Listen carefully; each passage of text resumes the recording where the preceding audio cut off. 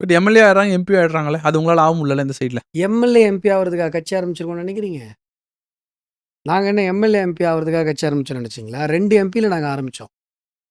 இந்த நாடு நல்லா இருக்கணுன்றதுக்காக தான் நாங்க கட்சி ஆரம்பிச்சோமே ஒழிய, இந்த எங்களுடைய இந்திய தத்துவத்திற்காக தான் நாங்க கட்சி ஆரம்பிச்சோமே ஒழிய, நாங்க கொள்கைக்காக கட்சி ஆரம்பிச்சவங்க. பதவிக்காக கிடையாது. பதவிக்காக அனுசரிச்சு தான் நாங்க போணும்னா, நாங்க என்னென்னவோ பண்ணியிருக்க முடியும். அது பாஜகவினுடைய கொள்கை கிடையாது. நாங்கள் இந்திய மண்ணிற்காக, இந்த மண் சார்ந்த சித்தாந்தத்திற்காக நாங்க கட்சி நடத்திக்கிட்டோம். இங்க இருக்கிற இந்த மண்ணில் இருக்கிற எல்லா கட்சிகளுமே அந்நிய நாட்டு சித்தாந்திகள். கம்யூனிசம் அந்நிய நாட்டு சித்தாந்தம், திராவிடம் அந்நிய நாட்டு சித்தாந்தம், தமிழ் தேசியம் அந்நிய நாட்டு சித்தாந்தம், காங்கிரஸ் நடத்துறதே இத்தாலிக்காரங்க தான். இந்த மண்ணினுடைய சொந்த சித்தாந்தத்தை, இந்த மண்ணினுடைய சொந்த அறத்தை, இந்த தேசத்திற்குன்னு ஒரு பொலிட்டிக்கல் சயின்ஸ் இருக்கும்ல.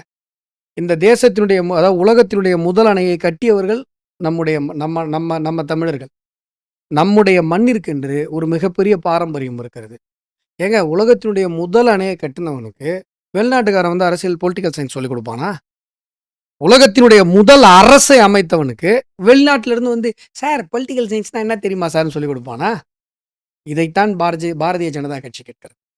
இந்த தேசத்திற்கென்று, இந்த மண்ணிற்கென்று ஒரு அரசியல் சித்தாந்தம் இருக்கிறது. அந்த அரசியல் சித்தாந்தத்தின் பெயர் இந்திய தத்துவம்.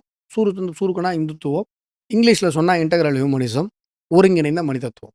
இந்த தத்துவத்திற்காக நாங்கள் அரசியல் நடத்தி கொண்டிருக்கிறோம். இந்த மண்ணிற்காக நாங்கள் அரசியல் நடத்தி கொண்டிருக்கிறோம். இந்த மக்களுக்காக நாங்கள் அரசியல் நடத்தி கொண்டிருக்கிறோம். எம்எல்ஏக்கள் எண்ணிக்கையை அதிகப்படுத்துவதோ, எம்பிக்கள் எண்ணிக்கையை அதிகப்படுத்துவதோ, இது சார்ந்து நாங்கள் யோசிக்கவில்லை.